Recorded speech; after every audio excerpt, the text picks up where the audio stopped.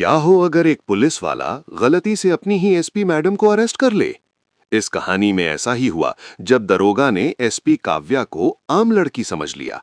ये घटना बेहद छोटी है लेकिन अजीब है। दरोगा गलती से अपनी ही एसपी मैडम को ही उठाकर थाने ले आया और जेल में डाल दिया। तो दोस्तों, पूरी सच्चाई जानने के लिए वीडियो को अंत तक देखें और वीडियो को बिल्कुल भी स्किप मत करना।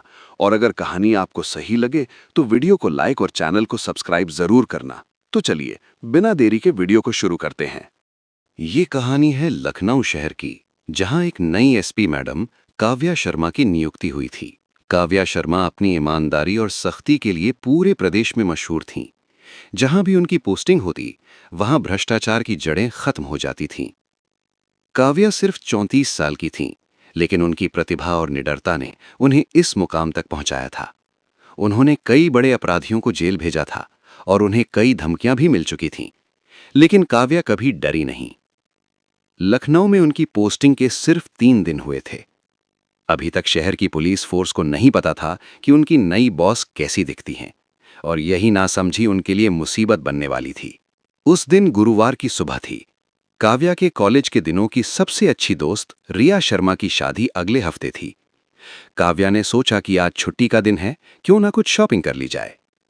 वो बिल्कुल साधारण से कपड़े पहनकर बिना किसी सुरक्षा के अपनी निजी कार लेकर हजरतगंज मार्केट पहुंची। उन्होंने सोचा था कि आज वो सिर्फ काव्या हैं, केवल काव्या, ना कि एसपी। 2 घंटे की खरीदारी के बाद काव्या को भूख लगने लगी। उन्होंने एक छोटे से ढाबे में खाना खाने का फैसला किया। ढाबा भीड़भाड़ वाले इलाके में था। जैसे ही वो खाना खा रही थीं, बगल की टेबल पर बैठे 3 लड़के उन्हें घूर घूर कर देखने लगे।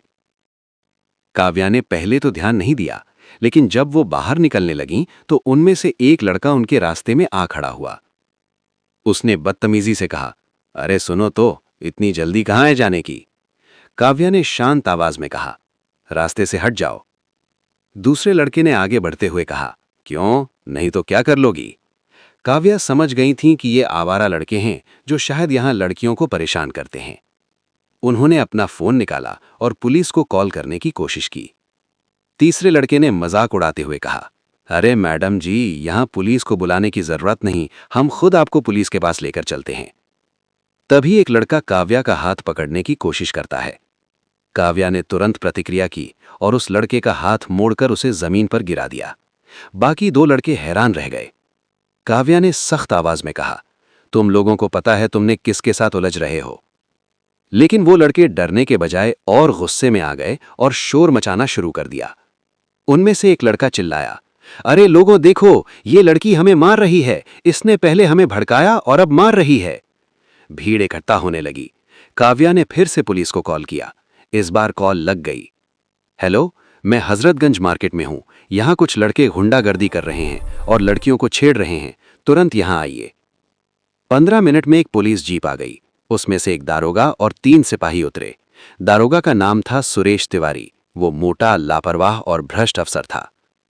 दारोगा ने पूछा, क्या हो रहा है यहां? तीनों लड़के तुरंत दारोगा के पास गए।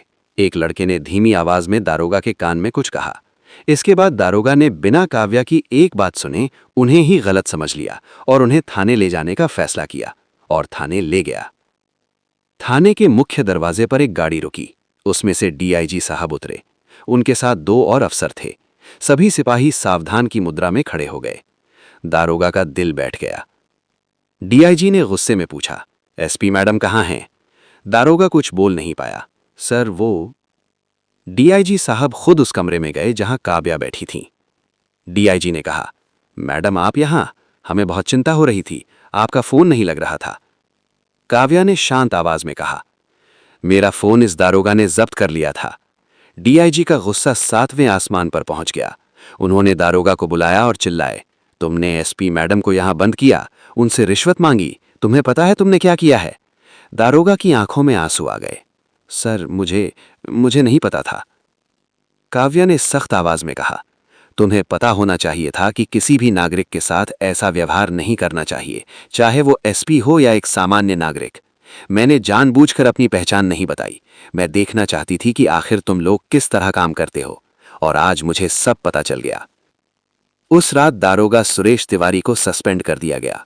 उन 3 गुंडों को गिरफ्तार कर लिया गया और अगले दिन से पूरे लखनऊ की पुलिस में एक नया डर बैठ गया, एसपी काव्या शर्मा का डर। काव्या ने साबित कर दिया कि कानून सबके लिए बराबर है। दोस्तों, कैसी लगी आपको ये कहानी? अगर अच्छी लगी हो तो वीडियो को एक लाइक करके चैनल को सब्सक्राइब जरूर कर दें और कमेंट में अपना राय जरूर दें कि इस कहानी के बारे में आप क्या कहना चाहते हैं। तो दोस्तों, चलिए मिलते हैं एक और नई कहानी के साथ। तब तक के लिए धन्यवाद।